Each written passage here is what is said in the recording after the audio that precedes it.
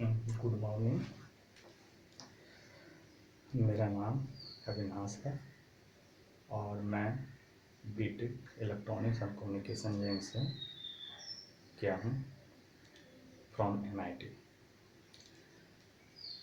तो आज हम लोग सबसे पहले 12th चालू करने जा रहे हैं, 12th पढ़ेंगे। तो सबसे पहले 12th का सिलेबस पर एक नज़र डाल लेते हैं कि 12th का सिलेबस में क्या क्या पढ़ना है। तो सबसे पहले 12th में 2 बुक हैं NCERT के according, 2 book, NCERT first book और NCERT सेकेंड बुक। तो देखिए NCERT फर्स्ट बुक में हम लोग को कौन कौन सा चैप्टर पढ़ना है उसके बारे में बतला रहे हैं। सबसे पहले चैप्टर नंबर 1 और 2 में इलेक्ट्रोस्टैट, यानी कि इलेक्ट्रोस्टैटिक चार्ज और रेस्ट, सिंपल वे में।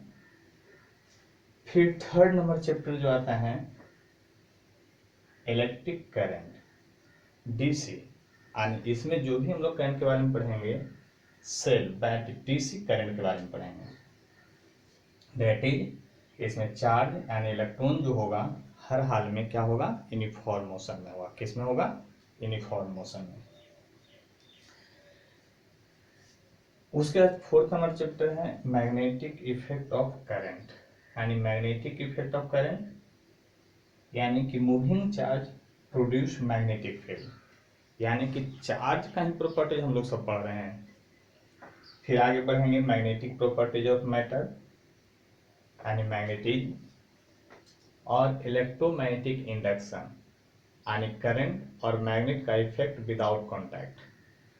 फिर अल्टरनेटिंग करंट, और अल्टरनेटिव करंट में क्या होगा, चार्ज जो होगा ऑसिलेशन मोशन में होता है, ऑसिलेटरी मोशन में होता है, उसको AC, यानी कि हम लोग जो होम एप्लीकेंस मतलब घर पर जो बिजली यूज करते हैं वह AC होता है। जनरली जब पंखा चलते हैं, आप ट्यूब जलाते हैं, सब AC से चलता है। उसका प्रॉपर्टीज बिल्कुल अलग होता है इस करंट से। जो 10th लेवल तक पढ़े हैं आपको इस करंट के बारे में पढ़ना है, ये जो है 12th के पार्ट में ही आता है। और सबसे लास्ट टॉपिक है इसका इलेक्ट्रोमैग्नेटिक वेव, इलेक्ट्रोमैग्नेटिक वेव। और जब चार्ज ऑसिलेट करेगा तो इलेक्ट्रोमैग्नेटिक वेव प्रोड्यूस करता है। चार्ज ऑसिलेट करता है तो क्या करता है, इलेक्ट्रोमैग्नेटिक वेव। यह PMT 2017 में भी पूछा था क्वेश्चन। NCERT सेकेंड बुक में हम लोग को पढ़ना है मेनली 2 टॉपिक, यानी कि ऑप्टिक्स और मॉडर्न। लेकिन ऑप्टिक्स में भी 2, एक रे ऑप्टिक्स यानी ज्योमेट्रिकल ऑप्टिक्स जो आप लोग 10th क्लास तक पढ़ के आए हैं, और वेव ऑप्टिक्स ये सारा 12th में पढ़ना है। इसका सारा प्रॉपर्टी 12th में पढ़ना है। फिर इसमें मॉडर्न में हम लोग, तो देखिए 11th नंबर चैप्टर में क्या पढ़ना है, डुअल नेचर, मैटर और रेडिएशन, ये केमिस्ट्री का पार्ट है। फोटो इलेक्ट्रिक इफेक्ट मेनली इसमें पढ़ना है। एटम केमिस्ट्री में पढ़ चुके हैं, न्यूक्लियाई पढ़ चुके हैं, लेकिन फिर भी मैं पढ़ाऊंगा, ऐसा नहीं कि इसको छोड़ देंगे। Semiconductor and electronic device, semiconductor और इलेक्ट्रॉनिक डिवाइस जो है, यानी कि आप मोबाइल यूज करते हैं, चार्जर यूज करते हैं, वो सारा आपका इलेक्ट्रॉनिक डिवाइस में आता है। और कम्युनिकेशन, कम्युनिकेशन का उदाहरण तो आप देख ही रहे हैं कि मैं ऑनलाइन आप लोग को पढ़ा रहा हूँ। तो कम्युनिकेशन जो है आज हमारे युग में बहुत आगे निकल चुका है, और उसी के बारे में इसमें पढ़ना है कि मोबाइल कैसे काम करता है, आपका टेलीविज़न कैसे काम करता है, ये सब। तो अगर दोनों बुक की बात की जाए तो फर्स्ट बुक में आप देख सकते हैं सभी जगह चार्ज के बारे में पढ़ना है, मतलब चार्ज किसी न किसी रूप में है यहाँ, आप समझ सकते हैं। चार्ज जब रेस्ट में होगा तो इलेक्ट्रोस्टैट, यानी कि इस चैप्टर में जो हम स्टडी करेंगे इसमें चार्ज हमेशा रेस्ट में रहेगा। और ऐसा इसलिए कि चार्ज रेस्ट में रहेगा तो इलेक्ट्रिक फील्ड से प्रोड्यूस करता है। कौन? इलेक्ट्रिक फील्ड, यानी इसका मेन प्रॉपर्टी जो है ये क्या करेगा, इलेक्ट्रिक फील्ड प्रोड्यूस करेगा। कौन? Electric field, mainly electric field produce करता है चार्ज जब रेस्ट में रहता है तब। क्या प्रोड्यूस करता है? मेनली इलेक्ट्रिक फील्ड प्रोड्यूस करेगा। चार्ज जब वही यूनिफॉर्म मोशन में चला जाता है तो उसको हम लोग इलेक्ट्रिक करंट कहते हैं, यानी डीसी। और आप 10th क्लास में भी पढ़े होंगे कि current carrying wire produce magnetic field. Current carrying wire क्या प्रोड्यूस करता है? मैग्नेटिक फील्ड प्रोड्यूस करता है। तो आप देख रहे हैं कि सभी जगह चार्ज का ही प्रॉपर्टीज है, लेकिन आप समझ सकते हैं यहाँ पर चार्ज मोशन में होना जरूरी है, तब मैग्नेटिक फील्ड प्रोड्यूस करेगा। यानी कहने का मतलब ऐसा नहीं है कि चार्ज मोशन में तो इलेक्ट्रिक फील्ड प्रोड्यूस नहीं करेगा, वो इलेक्ट्रिक फील्ड के साथ साथ मैग्नेटिक फील्ड भी प्रोड्यूस करेगा।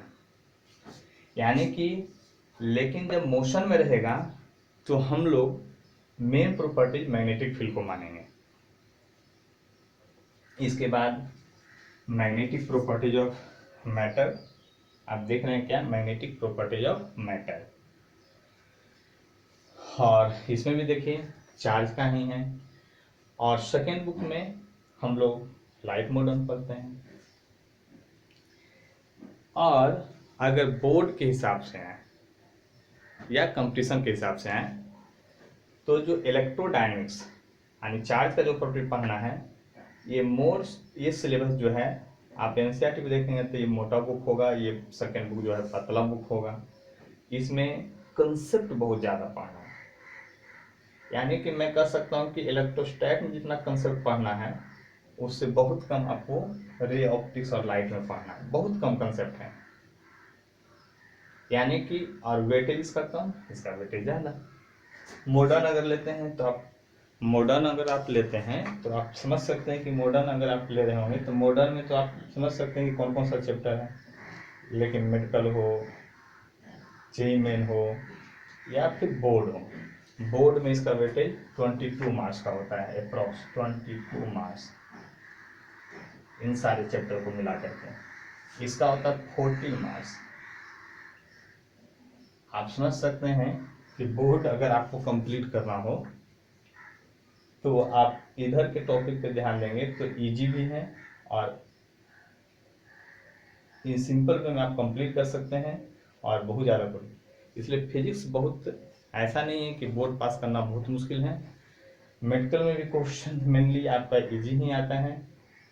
बच्चा जेईई में एडवांस तो उसमें क्वेश्चन थोड़ा सा घुमा फिरा के पूछा जाता है, इसलिए आप लोग को इस तरह लगता है। तो सबसे पहले हम लोग आज क्या देख रहे थे, 12th में कौन कौन सा चैप्टर पढ़ना है, कौन कौन सा टॉपिक पढ़ना है और किस तरह से हम लोग स्टडी करेंगे फर्दर। तो आज हम लोग शुरुआत करेंगे इलेक्ट्रोस्टैट से। सिंपली कहाँ से शुरुआत करेंगे? इलेक्ट्रोस्टैट से। तो